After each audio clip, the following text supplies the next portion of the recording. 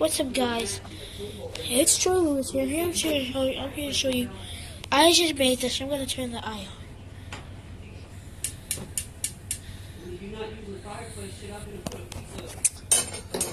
This is a grilled cheese sandwich, freshly made for the savage. It doesn't have to be crispy or extra crispy.